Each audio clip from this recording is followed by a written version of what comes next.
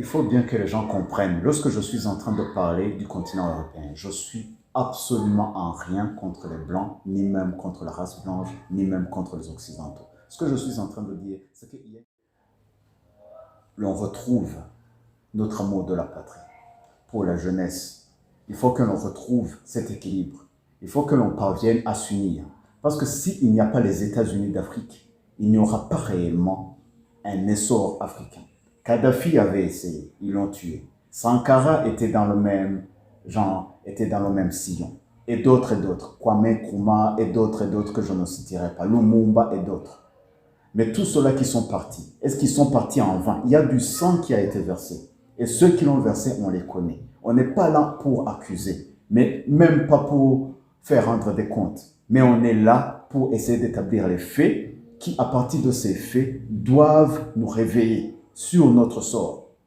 À l'époque, au moment et avec les défis que le monde est en train de rencontrer. Avec les guerres ici et là. Ce que moi je propose comme solution, en dépit de tous les méfaits que je vois ici et là, dans divers pays africains, à cause du mauvais leadership, à cause de la mauvaise influence qu'ils ont de l'Occident, qui leur dicte ce qu'ils doivent faire, ce que je propose, c'est qu'il y ait, je dirais, un réveil au niveau des consciences. Que l'on ne soit pas toujours là, en train de se lamenter des choses qui se passent alors que nous ne faisons rien. Et moi, je crois que l'un des canaux par lesquels il faut passer, c'est la conscientisation au niveau de la jeunesse. Conscientisation en faisant des conférences, conscientisation en faisant des ateliers, dans le but de leur renseigner l'amour de la patrie, l'amour de leurs frères, l'amour de leur continent. Et d'autre part, c'est pas dire que je suis raciste si je suis en train de pointer du doigt les erreurs ou les méfaits causés par le mauvais leadership, la mauvaise politique qui est engagée par nos autorités. Parce qu'on dirait qu'on les a, je dirais, mentalement lavés. Je dirais qu'il y a comme une maladie psychiatrique dans leur mentalité. Ils sont tellement adubés par le blanc qu'ils croient qu'ils doivent toujours se référer au blanc ou qu'ils doivent toujours marcher selon les directives de l'homme blanc.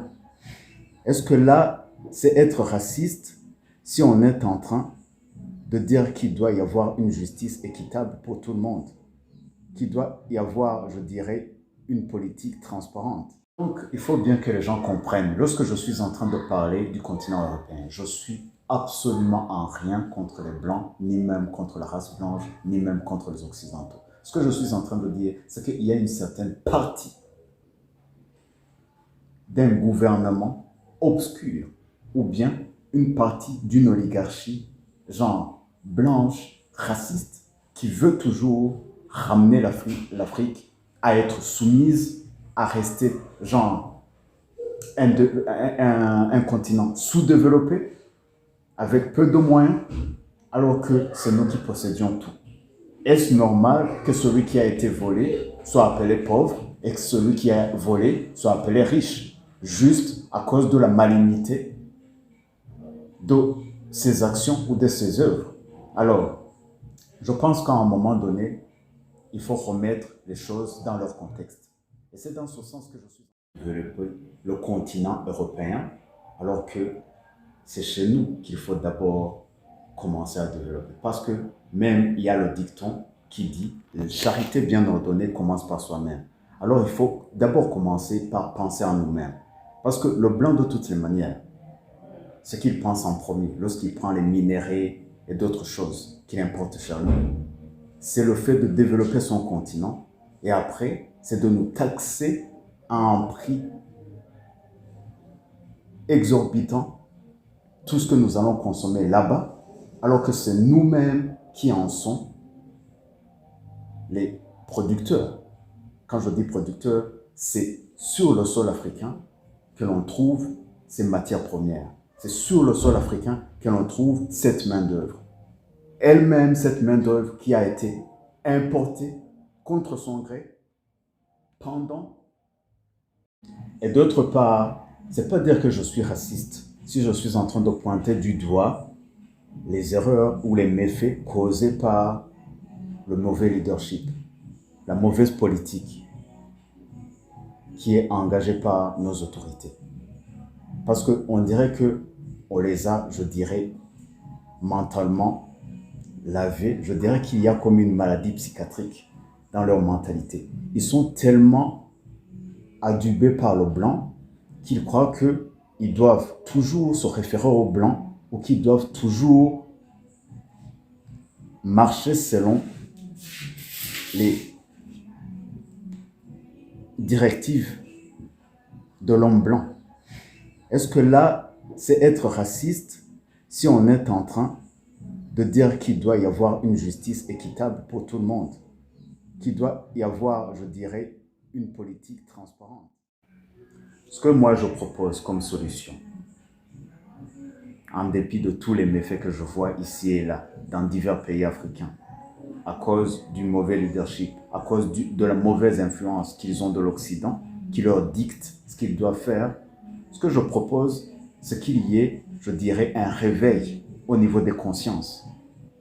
Que l'on ne soit pas toujours là en train de se lamenter des choses qui se passent alors que nous ne faisons rien. Et moi, je crois que l'un des canaux par lesquels il faut passer, c'est la conscientisation au niveau de la jeunesse.